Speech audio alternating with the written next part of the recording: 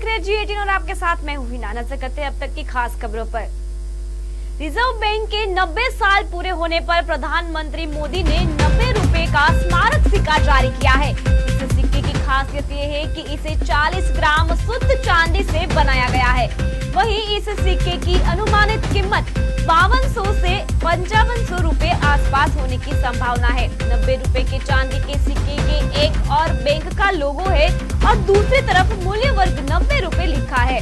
साथ ही इसके दाईं और हिंदी और बाईं ओर अंग्रेजी में भारत लिखा होगा। इसके एक तरफ RBI का लोगो होगा और ऊपरी परिधि पर हिंदी में और निचली परिधि पर अंग्रेजी में भारतीय रिजर्व बैंक लिखा है। लोगो के नीचे RBI@90 लिखा होगा।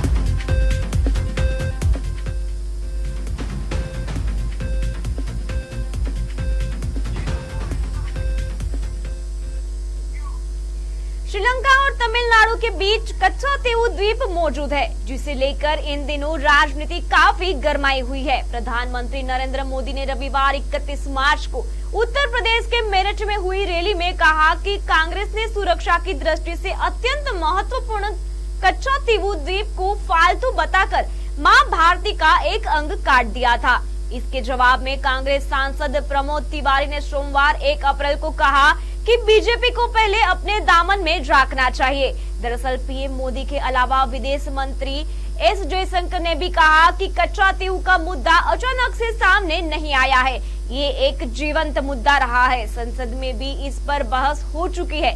उन्होंने आरोप लगाया कि कांग्रेस और डीएमके ने इस मुद्दे पर ऐसा रुख अपनाया जैसे उनकी कोई जिम्मेदारी नहीं है। तत्कालीन प्रधानमंत्रियों ने भारतीय क्षेत्र के प्रति उदासीनता दिखाई। ऐसा लगता है कि उन्हें कोई परवाह ही नहीं है। अब हम इस पर समाधान ढूंढ रहे हैं। By the then Prime Minister Jawaharlal Nehru in May of 1961. He says, he writes, I attach no importance at all to this little island and I would have no hesitation in giving up our claim to it. I do not like matters like this pending indefinitely and being raised again and again in Parliament. So, to Pandit Nehru, this was a little island. It had no importance. He saw it as a nuisance. Why are people bringing it up again and again in Parliament? So, for him, the sooner you give it away, the better. Now, you can say, okay, this was Pandit Nehru's view. Now, I want to read to you. Actually, this was not just Pandit Nehru's view. This view continued on to Indira Gandhi ji as well. So, it's very interesting if one goes through the records of Parliament. We are now looking, I'm fast forwarding it to the time when Kachativu agreement is done. There is a member of Parliament called G. Vishwanathan from Tamil Nadu. And he says, this is I'm quoting from Parliament records. We are worried about Diego Garcia, thousands of miles away from Indian territory. But we are not worried about this small island. When we speak of it, the Prime Minister, he is talking about Indira Gandhi ji, the Prime Minister is said to have remarked in the AICC meeting that this is a little rock. I am reminded of those days when Pandit Nehru called about our northern boundary as a place where not a blade of grass grew. I would like to remind the Prime Minister that after this historic statement by Prime Minister Nehru, Pandit Nehru never regained the confidence of the country. This is going to happen to the Prime Minister when she says this is only a little rock and that there is nothing to worry about the territories of our country. So, as you can see, this is not just one Prime Minister, whether it was Pandit Nehru or whether it was Indira Gandhi. This very dismissive attitude, this little rock, this small island of no importance, this was the historic Congress attitude towards Kachati. Now, again, please don't think it's an individual view. This was actually, in a way, had seeped into the party thinking. Arunachal Pradesh पर दावा ठोकने को लेकर केंद्रीय विदेश मंत्री S Jaishankar ने चीन को डोज दी है। सोमवार 1 अप्रैल 2024 को गुजरात के सूरत शहर में उन्होंने कहा, अगर आज मैं आपके घर का नाम बदल दूं तब क्या वह मेरा हो जाएगा? अरुणाचल प्रदेश भारत का राज्य था, है और रहेगा। नाम बदल देने से कुछ नहीं होता है और न ही इससे कोई प्रभाव पड़ता है। आप सब जानते हैं कि हमारी सेना वहां तैनात है। सेना के लोग जानते हैं कि उन्हें वहां क्या करना है। एस जयशंकर की ये टिप्पणियां ऐसे वक्त पर आई है जब सोमवार को ही बीजिंग ने भारतीय राज्य में विभिन्न स्थानों के 30 नए नामों की चौथी सूची जारी की। कार्यक्रम के दौरान विदेश मंत्री से इसी को लेकर पत्रकार ने सवाल किया था, जिस पर उन्होंने चीन को आईना दिखा दिया। वैसे ड्रैगन की अरुणाचल प्रदेश के स्थानों का नाम बदलने की कवायद भारत खारिज करता है। उसका कहना है कि यह राज्य देश का अभिन्न अंग है और काल्पनिक नाम रखने से इस वास्तविकता में कोई बदलाव नहीं आएगा। अच्छा है, अगर कोई मैं आपके घर का नाम बदल दूं तो मेरा घर बन जाएगा क्या?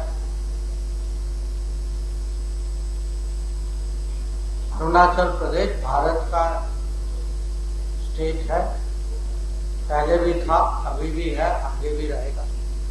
तो ये नाम बदलने से कुछ नहीं होता। और ये लद्दाख का विषय जो है, नहीं एक्टिविस्ट होते हैं, अब एक्टिविस्ट के अपने विचार होते हैं। आप सब जानते हैं कि हमारी सेना जो है वो सीमा पे अगर जो भी कोशिश हो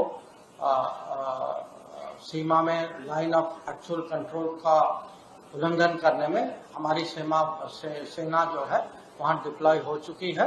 वहां उनको जो भी करना है वो जानते हैं क्या करना है। दिल्ली शराब नीति से जुड़े मनी लॉन्ड्रिंग मामले में पहली बार ईडी ने सोमवार 1 अप्रैल 2024 को कोर्ट रूम में सौरभ भारद्वाज और आतिशी का नाम लिया। ईडी जब राउज एवेन्यू कोर्ट में मंत्री सौरभ भारद्वाज और आतिशी का जिक्र कर रही थी तो मुख्यमंत्री अरविंद केजरीवाल इस दौरान चुप रहे। ईडी की ओर से कोर्ट में पेश हुए अतिरिक्त सोलिसिटर जनरल एसवी राजू ने दलील दी कि विजय नायर सीएम केजरीवाल के करीबी रहे हैं। केजरीवाल ने पूछताछ में कहा कि नायर उन्हें रिपोर्ट नहीं करता था, वो आतिशी और सौरभ भारद्वाज को रिपोर्ट करता था।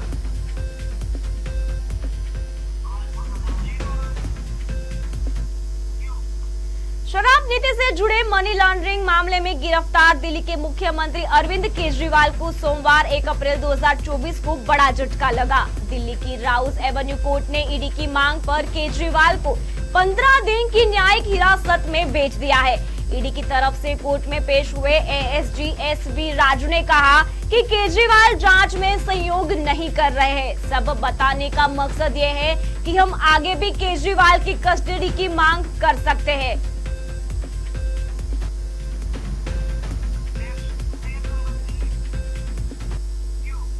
दिल्ली के मुख्यमंत्री अरविंद केजरीवाल और आपके राष्ट्रीय संयोजक को 15 अप्रैल तक न्यायिक हिरासत में भेजे जाने पर उनकी पत्नी सुनीता केजरीवाल ने कहा कि 11 दिनों की पूछताछ हुई है, पूछताछ पूरी हो गई है। अदालत ने उन्हें दोषी नहीं कहा तो उनको जेल में क्यों डाला है? उन लोगों का एक ही मकसद है, चुनावों में उन्हें जेल में डालना। देश की जनता इस तानाशाही का जवाब देगी। 11 दिन उनकी पूछताछ पूरी हो गई है। अदालत ने दोषी नहीं कहा, उनको जेल में क्यों डाला है? लोगों का एक ही मकसद है, इनको चुनावों में उनको जेल में डालना है। देश की जनता इस तानाशाही का जवाब दे। 11 कांग्रेस के घोषणा पत्र पर राजस्थान के पूर्व मुख्यमंत्री व कांग्रेस नेता अशोक गहलोत ने कहा, राहुल गांधी की भारत जोड़ो यात्रा और भारत जोड़ो न्याय यात्रा में जनता से जो प्रतिक्रिया मिली है उसके आधार पर घोषणा पत्र तैयार किया जा रहा है। मुझे उम्मीद है कि बहुत अच्छा घोषणा पत्र होगा। उसका तो मैनिफेस्टो जारी होगा तब मालूम पड़ेगा क्या क्या मैनिफेस्टो के अंदर है। इतना में कहते हैं राहुल गांधी की जो यात्रा है थी, 2 भारत जोड़ो यात्रा और भारत जोड़ो न्याय यात्रा, उसमें जो फीडबैक मिला है लोगों से, और हमारे नेता लोग भी गए हैं, जो कमेटी बनाई गई थी वो लोग पूरे हिंदुस्तान में घूमे हैं। घूम कर पूछा गया, भाई बताइए क्या हमें मैनिफेस्टो बनाना चाहिए। तो जनता का मैनिफेस्टो होगा, उसी रूप में मैनिफेस्टो बन रहे हैं। न्याय की योजनाएं भी आएगी, गारंटी आएंगी, मैं समझता अच्छा मैनिफेस्टो होगा। भारतीय वायुसेना बिजबेहरा में जम्मू श्रीनगर राष्ट्रीय राजमार्ग पर 3.5 किमी लंबी आपातकालीन लैंडिंग सुविधा का परीक्षण लिए तैयार है, जबकि अधिकारियों ने सुरक्षा बलों को तैनात करने और रडार स्थापित करके विस्तृत व्यवस्था की है।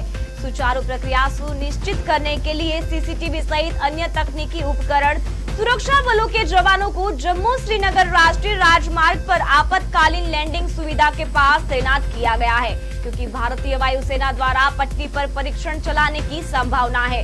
ट्रेल रन आज रात के समय निर्धारित है। उस समय राष्ट्रीय राजमार्ग पर आने वाले वाहनों को डाइवर्ट कर दिया गया है। सूत्रों ने कहा कि सुखोई लड़ाकू विमान और तेजस हल्के लड़ाकू विमानों के परीक्षण में भाग लेने की संभावना है।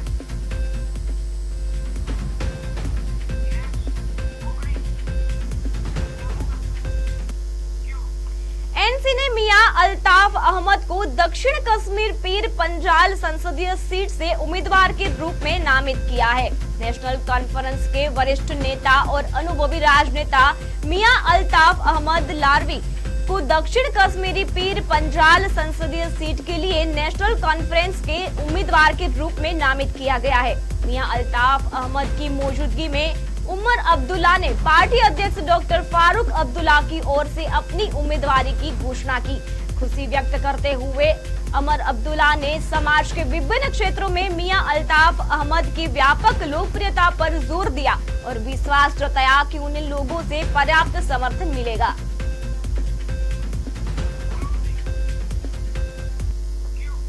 तो फिलहाल खबरों में बस इतना ही। आगे ऐसी ताजा खबरें देखने के लिए देखते रहिए G18। नमस्कार।